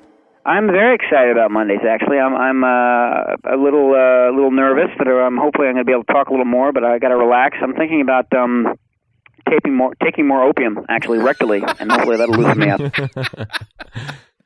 And, more opium? You're not getting enough opium right now? Is that it? Well, it's no, not quite enough. And we'll work on that, and then I think we'll be good. Well, I can't wait. So I'll talk to you next week, my friend. You guys have a nice weekend. You too. Jay, you still there? I absolutely am. All right. Well, I want to talk to you, but I just want to make sure you were still there. Have you heard the show recently? I've heard bits and pieces of it, but haven't heard the whole thing recently. Okay. Well, we've been doing this segment recently, and it's going to go on to Mondays. But I just wanted to make sure you were there so you could comment on this. This is called Ask Rory, where, well, here's the music. It's really insane music. It's about the cheesiest music we could possibly find. But anyway, this is where Rory Blythe answers your questions about life, relationships, jobs, code, anything at all that your little heart is fretting over. Send those questions to rory@neopolian.com, and he will answer them on the air. And without any further ado, here's Rory. So this is a continuation of last week's. This is Tobek, who wrote to me last week, and he was really upset about all the my stuff in VB. So right. I told him, that he could just go get lost and attach chromium tip tweezers to his nipples, twist himself, and get stuck in the bottom of a Siberian well. So what he wrote to me was, Dear Rory, thank you for your wonderful advice last week. I'm now emailing you from the bottom of a Siberian well with chromium tip tweezers attached to my nipples. Your suggestions were perfect preparation for my move to C#. Sitting in an icy cold water up to my armpits for 3 days is exactly like coding in a case-sensitive language. 2 new questions for you. When C# gets edit and continue, will I be able to remove the chromium tip tweezers? And how the f*** do I get out of the well? Many thanks, Tobek. P.S. Please answer quickly as the battery on my laptop is nearly dead and my teeth are chattering too much for me to yell for help. I'm just wondering what's going to happen when the battery on his laptop makes contact with the water, makes contact with some of those creative metal pieces you had him attach. That's actually kind of a good idea. I hadn't even thought of that. You could probably make some sort of like a USB-powered attachment for the chromium tip tweezers. Right. I really hadn't thought of that. Yeah, like, and to be honest, I don't even know where to go with this one. Tobek he's just simply stumped me. The best I can do is suggest that he just start digging and see where he comes out on the other side of the planet. But I really don't even know where to go with this one from Tobek. Tobek's letter exists very pleasantly just for itself. I'm going to concede this round of Ask Rory to Tobek. I may have kicked his ass last week, but this week Tobek cleaned up the floor with a little bit of me. Oh man, the C# edit and continue and so on and so forth is just sort of stinging. I have to admit a little bit of defeat in this one. It's going to happen occasionally. Tobek, congratulations. I don't know. C# users, I'm sure, are delighted to be getting edit and continue. I'm not. Yeah, probably. If only they were getting my. Mm. Well, yeah, but we can use my. I mean, can't we? You can use parts of my. Because my is actually 2 things. Okay. There's sections of my that are shortcuts into the .NET framework. So things like my.computer.filesystem.readAllText. Right. That's a shortcut into the .NET framework. So if you actually imported Microsoft.visualbasic.dll or imported the Microsoft.visualbasic namespace, and you could go use that type of stuff from within C#, although you wouldn't have my as the keyword at the top. But there are other things like settings and resources and web services and that type of stuff that's generated on the fly in the background for you. So that's specific to your project, and C# isn't going to have that part of my. Wow. Okay. So, wow. Oh, crap. I've been thinking the whole time that I could just like set a reference and start using it. Well, while we're talking about that, you want to talk about the refactoring story in Whidbey for VB? Yeah, I'd love to hear that.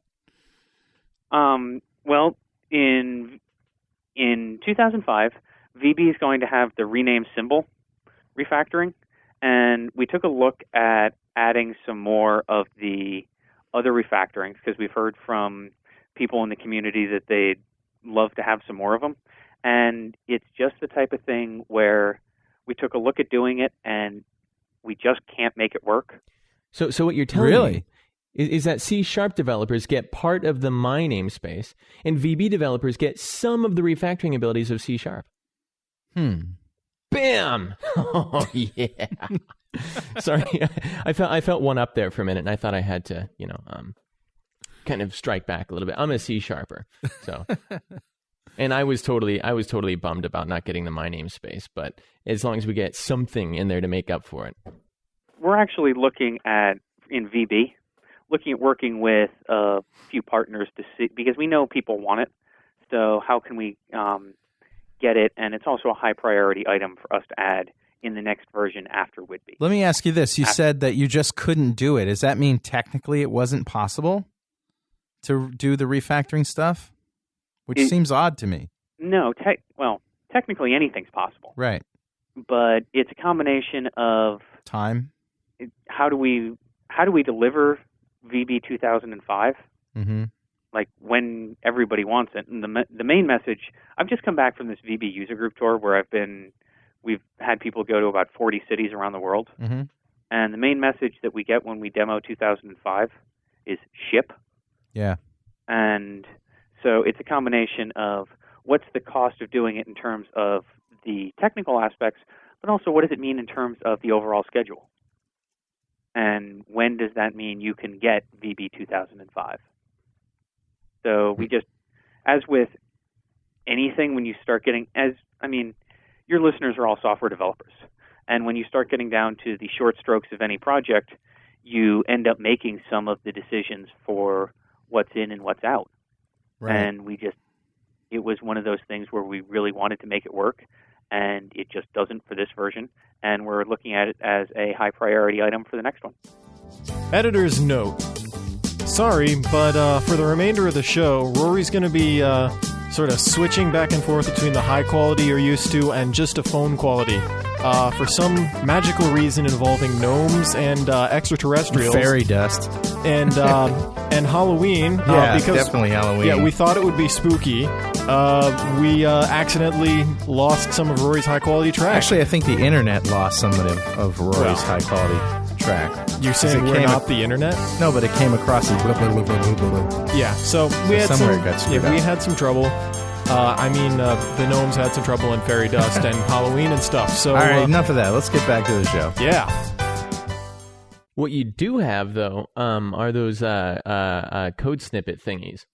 Well, yeah, we're going to have about 500 of those.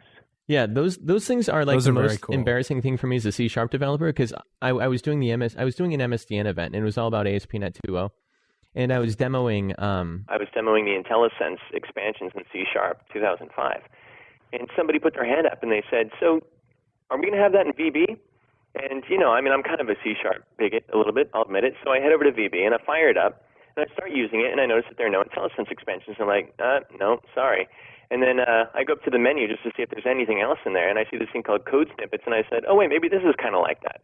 And so I hit one of those, and I drilled down through something like, consume an XML file of a certain type, and bam, like it wrote 2 pages of code for me. And I was like, yeah, so the bad news is you aren't going to have IntelliSense expansions where you're going to have like an if loop, written out for you. But the good news is that you basically have file application, new application, right? So we're actually doing a bunch more work to let you get to whatever type of expansion you want. So if you want the if loop written out for you, we're actually introducing the question mark syntax that's similar to what C# uses. Oh, okay. The tertiary operator? The place people should go to check that out is the Visual Basic Team blog. And I am looking for the exact URL well, that's now. okay. We'll find the URL and post it on the show. Sure you guys can put it on Shrinkster. Yeah. Before we get off refactoring, what does the rename keyword do? I mean, I know it renames, but how does it work? What rename symbol actually does is it's hooked into the compiler, because VB has the background compiler that knows everything, that knows all about how this is, what all your symbols are. So if you go in and you say rename form 1, and you actually have form 1 in 2 different namespaces, we're going to know which one you're talking about. And we're going to go rename the form 1 that's only the correct one, and we're going to rename it every place. So whether or not it's in the designer-generated code or your code or anything, it's just going to work. And that's better than search and replace because... a million reasons, yeah. How many times have you named a variable O just because you wanted to use it once? Right. And then try to search and replace on that? Yeah. Or you have form 1 in a couple different namespaces, or you have you might have the same interface implemented on a couple of different classes. Yep. So it really just, we've all got the tricks that we use. Right. We all try looking for giving our variables weird names or looking for it with a period afterwards, and so that we can try and guess on the search and replace. And I got to say, this is just, it kills all those tricks. Yeah. It's just so much better than all of cool. And by the way, I asked you that not to be flip, but just to get you to answer the question for the listeners. So. By the way, Dave Bost saw you at the Chicago user group meeting, and the topic came up about Microsoft Visual Basic namespace, and you made a comment that some things in that namespace are actually faster than their .NET counterparts. Can you elaborate a little bit on that? I think the thing we were talking about is if you're looking at things like C-type, which is in the Visual Basic namespace. Right. And C-type is one of those things where we did a lot of work to make sure that it keeps the VB6 functionality. Okay. So because we know there are a lot of people that are used to that. Yeah. So, for example, and that does a lot more than, say, convert.2int32 would do, in terms of different types of parsings that it does. So if you're trying to get that same type of behavior as you get with C-type, it's easier for you to use C-type than it is to actually go in and try and emulate that using the various .NET framework calls that you'd have to make. Cool. So was that the only thing, or was there a bunch? I think that was what we talked about. Okay. But there are a lot of things. One of the things that everybody's going to notice when they pick up 2005 is just how much snappier a lot of the performance has gotten around things like IDE startup and just general behavior of the environment. And I know that there are people that have the beta that are looking at it, and there's a couple of performance issues in that we're working on. But I think people are going to see just substantially stepped up performance. That's very cool. Fanzu asks from the chat room, he says, can you ask about why we have 2 or 3 languages that are very similar with neither having much of an advantage over the other? I mean, VB6 had advantages over C++, but VBNet and C# are I'm not going to ask this question. Why do we have 2 languages? Because we have VB programmers and C programmers. That's why. Yep. And what we're going to see is the languages borrow a lot of the great ideas from each other. Like C# was the team that originally thought about generics, and VB saw that and said, hey, that's a great idea. Right. And it was one of the dev leads on the VB team who came up with the idea for the IntelliSense code snippets. Right. Or code expansions or whatever you call them. And C# took a look at it and said, hey, that's something that our users would really like as well. How much crosstalk is there in general between the 2 teams? I mean, everybody sits in the same building. They're on the same hallways.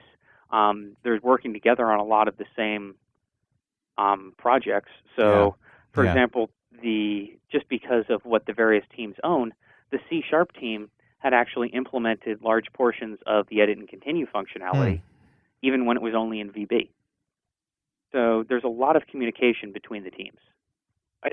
Can I jump in real quick? Sure. I was just going to say that I think, .NET until 2005 comes out is still basically a version 1 product, right? I mean, with the 1.1 edition, but you're probably not going to see a whole lot of difference between the 2 languages at that stage because people aren't really experimenting yet, and they didn't have enough feedback to determine what users of each language would really want to be able to do with those languages, right? So with 2005, going forward, there's enough data to say, well, here's what C# developers might want to do a little more often, and here's what VBNet developers might want to do a little more often. Yeah. And here's the places where there's crossover. So the C# guys and the VBNet guys look at what the other people are doing, and like Jay was saying, we'll borrow those features, but there are going to be some things that are going to be more useful to a C# developer and some things that will be more useful to a VBNet developer, and you'll probably see those things build up. And it's not just in the language, but in the environment itself. So you're going to see IDE changes that are very specific to each language. There's going to be like a whole it's going to be a very different feeling when you're developing with one versus the other in Visual Studio.NET 2005, even beyond the language differences. Well, one of the overriding design principles that we've kept and will continue to keep going forward is that all of the languages will continue to have access to any of the innovation that we're putting in the .NET framework.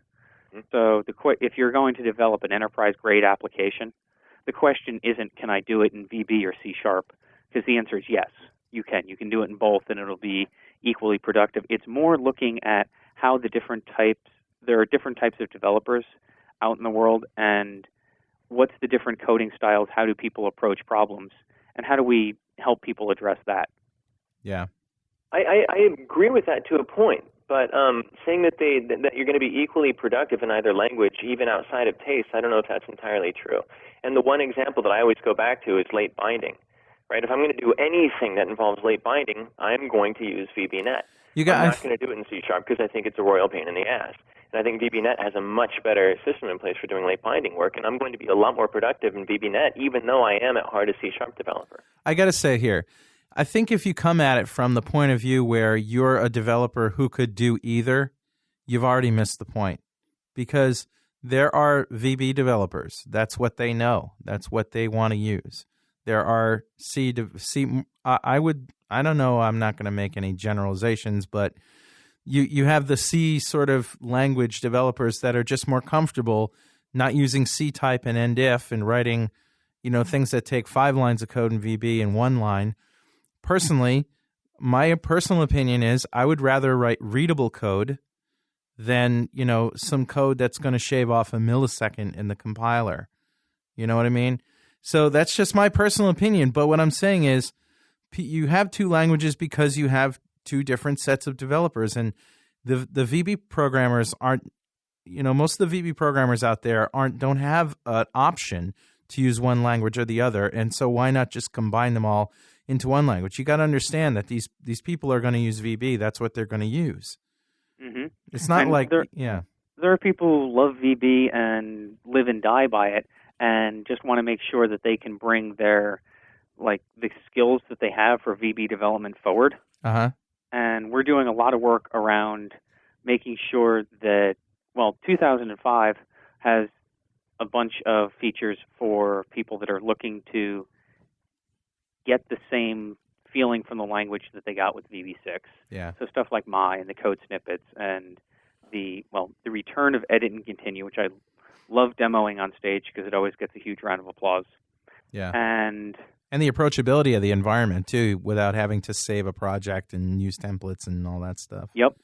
And things like the exception assistant that just lets you know what's going on and what the exception was, and actually gives you some help on how to fix it. Like when you get an exception in 2003, it comes up and it says break, continue, and help. Well, break is sort of stop now, continue is sort of die soon, and help gives you help on how to use the dialogue, not help on what the exception just was. Right. So yeah, we think that going forward, the exception assistant, which just says, okay, here's what went wrong, and here's the top 3 things you may want to try to fix it, will probably be very welcome by developers. I think so. But that's in VB and C#. Yeah. Hey, let's talk about all those untapped and as yet non.NET VB6 programmers out there. Have you guys done any sort of studies? I know that you've been asking the regional directors this week, what their opinions are of why people have been slow to adopt VB6. And, there were some really good suggestions out there, some of which had nothing to do with the technology, but had more to do with the economy, the question to the regional directors that we sent out wasn't necessarily prompted by the fact that people have been slow to adopt VB.NET, because we've actually seen pretty decent take-up over the past year. Okay. But we just want to make sure that with 2005 coming out, we've got everybody who wants to move to VB 2005 or VB.NET 2003 position to do it. Yeah. So you were looking for, reasons and stories and things like that. Mm-hmm.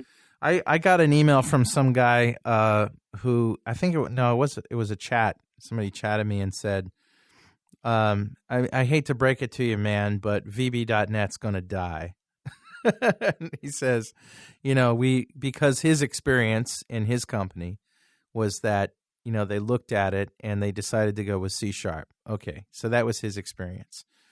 So, and therefore it's going to die. Yeah, and everybody that he talks to in his realm of the world is So what I'm asking, and we're constantly telling people that, look, guys like Dan Appleman, write all of the Desaware.net products in VB.net and ship the source code. There's a lot of companies that are using VB.net out there.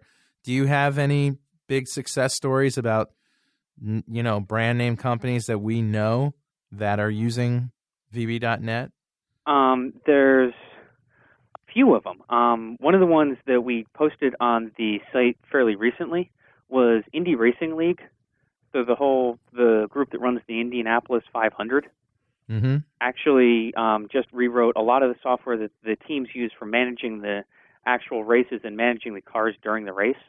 Right, and they're using like tablet PCs and all sorts of cool stuff. Yeah, it's a pretty cool app, pretty complex app. Was all written using VB.net. Cool. And we've also, just today actually, I sent over a number of case studies over to the team that writes up the case studies for us. Mm-hmm. So for a bank, an online retailer, and a couple of big government institutions. So wow. I can't talk about those until we've gone through the official case study process and gotten all the releases signed and everything. Yeah. But keep checking out the website because we'll have more of those posting over the next probably 2 to 3 months as those get written up. Cool. So there's actually, it's everything from like projects that are just fun to talk about, like the Indy Racing League, on up to full-on bank management apps that are being done in VB.net. I'm just reading in the chat room. Sahil says he has an awesome case study to recommend in healthcare to Microsoft, which was done on VB.net. And let's get Sahil on the phone. Yep. So something else that it would be interesting to hear from people in the chat room or people that want to mail in after the show is just what type of case studies that they're looking for. So I'll start an entry in my blog just talking about that, and people can go take a look at that and just let me know when they go to talk to their managers and talk about VB.net, what type of companies do they want? Because we've got a pretty wide range of people that are using it and much less bandwidth to actually go write up cases on each of them. Yeah, that's very cool. Yeah, and I mean, as we were out on the user group tour, and we basically took the team and went to 40 cities around the world. We've just finished up with the Asian portion of the tour, and we're about to start on India in about a month. Wow. Which will be sort of the end. We probably won't do any more like full-on go out for 3 weeks with 2 people and do a city every 2 days, but we'll continue visiting various user groups. And we got to see like some pretty cool applications that were being used by a couple of the banks in Malaysia and a couple of other interesting things as we went around. That's cool. Sahil, are you there? Yeah, I'm there, Carl. So you have a case study that you want to you recommend to Microsoft. Yeah, this was really a billing application for a healthcare company. It's really prosthetics and orthotics companies that borders on healthcare because dealt with all HIPAA issues, etc. And this was basically it was quite a complicated application because it had to deal with about 650 disconnected offices all across the United States, connected over all the way from like 56K connections to broadband ISDN connections. And so like disconnected data sets, et cetera, in .NET, this was like the only platform that could make it happen. Huh. Love hearing that. What's that? I love hearing that. Oh yeah, .NET is like so ultra awesome. I've used it in like multiple companies, and this in particular, like there was another healthcare related project that I worked on, which was a subsidiary of the same company, and this was a .NET related application running on a tablet PC, communicating over external stimulator device over a Bluetooth connection. This is like really high tech. It would send like electrical signals directly to your nerves and control a few muscles for people with like spinal cord injuries, etc. It was really cool. They're implanting in VBNet in your body, man. Watch out.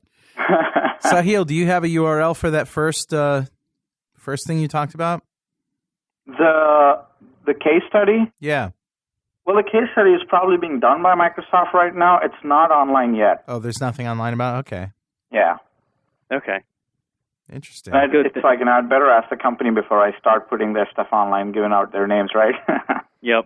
Yeah, that's great. Thanks a lot, Sahil. Thanks. Thanks, Sahil. All right, bye. We'll see you. Sounds like a pretty cool application. 650 offices. Yeah. I know of one of the success stories that we had on the first success stories series in .NET Rocks was with a company that I trained, and they did an application that had basically a report server. They were generating reports, and they wanted to have people connect in offices, and there was about 700 locations all around the United States. And they would connect through a smart client application that used remoting, and it worked great. And they would spin off a print job, and basically what would happen is this big print server would print out reams and reams and reams of paper, and then they'd have to put it in boxes and ship it to them. This kind of stuff. I mean, not like a report that you would just, I think I'll generate my report now. But, but yeah, 700 clients all hitting this server with remoting, and it was working great. And, data sets. Sorry, Rory, but they were using data. I heard the data sets bit, and, these things happen. Yeah, data sets and remoting, and it works great. And it was an easy thing to do. Cool. Now, hopefully we can get them paperless at some point. Yeah, exactly. Unless they had to file the reams and reams and reams of paper. I think that's what it is, that it's like a documentation paper trail kind of thing. Got it. But anyway, Jay, stick around. We're going to have some last-minute words from you after this last bit that we usually do on the show, in which Richard Campbell joins us from Vancouver, British Columbia, with a toy or two. It's Richard the Toy Boy. 39 speakers in my living room. NASA complains about the sonic boom. 10-foot high screen, 20 feet wide. Richard Campbell, how are you, my friend? And how the heck was climbing Mount Kilimanjaro? Well, it was quite the exercise program. It was basically lose 10 pounds in 6 days by walking uphill 6 hours a day and throwing up a lot. Jeez. Wow. It was spectacular. That's awesome. Did you get a chance to see many toys on your way around the area?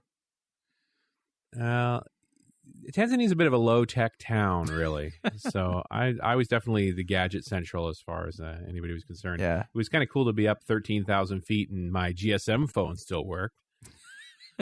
Cool. The only problem is that you haven't got enough air to actually talk. So you sort of speak 2 words and then breathe a couple of times, and then 2 more words. And by the way, Richard, we really should have you participate a little bit more. But how have you been listening to the conversation at all? I always do. Yeah. What do you think about all this stuff? I think J Rocks is totally amazing. He's an amazing dude, isn't he? I'm just thinking about the number of people that are running J Rocks code on a daily basis. Yeah, it's true. StringBuilder, Object, String. Come on. Yeah. Well, yeah. It's the advantage of working on the primitives. Yep. So what do you got for us this week in the old bin of yours? Well, nothing to involve genitalia, because I think we've done enough of that lately. But let's take a look at the first toy, which is the good toy, and one I'm pretty excited about. You just made me do a spit take, man. /1WW. Now, there's been a lot of new robots out there lately. A lot of friendly robotics and a bunch of other companies building gizmos. You got vacuum cleaners and you got lawn mowers. This is sort of a generic robot, but it's PC-based. So if you take a look at the picture on the front cover there, you can see that there's 4 half-height, 5 1/4 drive bays because, hey, it runs a PC and it's got lots of flexibility that way. Wow. That's so I pretty figured cool. this would be kind of cool because there's going to be a .NET library for this sooner or later. Right. That's pretty neat. Is the whole robot a PC or is it... Yep. Wow. PC's on board, lots of sensors, all stuff pre-wired. They've got their own programming environment right now, but all that stuff's sort of evolving. What does a toy like this cost? You're looking at a little less than $1,000 US for this. Jeez. That's not bad. It's very R2-D2-ish. I mean, it's a toy. It's $1,000 toy, but still, I mean, just for the computer, now you have something that you can play games on. And does it have like USB ports and everything else? Oh, yeah. I mean, it's a full-bore mini ITX case or a board on board. So, yeah, it uses a VIA chipset. So that's pretty awesome. Yeah, you're going to get USB and everything else. And you look at the main picture there, they've got 3 models showing. The center one is sort of a generic model with nothing special on it. Yeah. The one on the left is their multimedia edition. So set up for MP3 and playing video and stuff. Think R2-D2, help me, Obi-Wan Kenobi, or you're my only hope. What does it do besides... And then the one on the right is the heavy-duty, high-security model. So this would be the one that'd be patrolling your perimeter, with a shotgun strapped to it. What kind of stuff does it do? RoboCop V1. Yeah. Yeah, that's what she's looking at. Well, it's a hobbyist robot. So what does it do? Whatever you program it to do. In fact, when you buy it, it comes in parts. You got to put it together. Wow. Heathkit. Yeah, Heathkit had a robot years and years ago that I couldn't afford. Yeah. But this is a little more advanced than that. Yeah, that's pretty cool. So you always have a really cool toy and a really questionable toy. What's your questionable toy? Well, questionable toy is at shrinkster.com/1.wx. 1WX? Yes. And I don't know what it is about Europeans. But this is a German guy who's been messing with the bicycle. Sideways bike. Yeah. Wow. You sit sideways. You know what? You should just rename this the subdermal hematoma. Because this is a cracked brain case waiting to happen. That's what you're going to get. The concussion-o-matic. Oh, my God. Wow. I'm going to sit sideways on a bike with both wheels moving independently and try and pedal. Well, look at the way the thing has to kind of brace around his waist. Holy crap, that's dangerous. That is really Have you zoomed in and seen the guy with his pith helmet? He looks like that Rory drawing of you riding the unicycle wearing a monocle. Yeah, he does kind of. That looks really, really dangerous. Yeah. I'm not kidding. The one on the bottom, the straight ahead bike, it's more of a normal bike, but again, both wheels steering, which is what's so new about a straight ahead bike? What's weird is the rear wheel turns too. Wow. What if you just fall over? I mean, I can't. At least when you're riding a bike, you're sort of lined up the right way. This doesn't really have anything to balance you out. Well, the neat thing about this is he's carefully put a lot of metal bars in place so that no matter which way you fall, you're going to impale yourself. Right. That's basically what I'm looking at. There's no escape. If you fall, if you fall backwards, you're history. Yeah. It's a German thing. Wow. Well, I almost hate to ask, but what are we going to give away this week? Neither one of these toys. These toys are not appropriate for giving away, except maybe the crash helmet. All right, so you're leaving it up to me, you're saying. Well, you take it away, man. Okay. I'm just back. I'm still jet lagged. I got hair on my face. That's okay. Why don't you gotta pick for me. Why don't we ask Rory to dip into his marketing closet and see if he can come up with something to give away tonight? Oh crap. Well, let's see. What do I have to give away? What do I have to give away? I'm still pretty new. What do I have to give away? Well, you could do what you did before. Give one of those special edition of Visual Studio? Well, I'm supposed to be using those to try to drive attendance to the end. Okay. Yeah. Okay. I don't know. I've got a big stack of stuff, but it's all like T-shirts and stuff like that. The kind of thing that would be like a really good prize. How about we throw in some swag from .NET Rocks, and you throw in some swag from Microsoft, and we put like a care package together. I'll do that. Yeah, I'll go through my stuff and I'll see what I can get my hands on. So mine will be. I'm done with that. Yeah. Yeah, I'll give away a .NET Rocks mug, a .NET Rocks lunchbox, and a .NET Rocks mouse pad. And you give away a couple of shirts. And no, here's what I'll do. Okay. Here's what I'll do. I will give away a DVD that has the Whidbey refresh with the team systems on it. Cool. And it'll also have the patterns and practices stuff. It'll be the MSDN DVD for this quarter, and I will give away some custom MSDN clothing, because Ake and I were talking about modifying some of the MSDN shirts in some creative ways. And somebody in the chat room, almost like they were reading my mind, said, "Roy, how about you give away a G-string?" And Ake and I have a lot of ideas about what we can do with a box full of MSDN shirts. So we'll give out some custom MSDN clothing, one-offs that exist only for this person. All right. Why don't you come up with a treasure hunt that the live listeners can go on to find something to win this prize? All right, here's your treasure hunt. Okay. On the White Box Robotics site, you got to go looking to find a code name.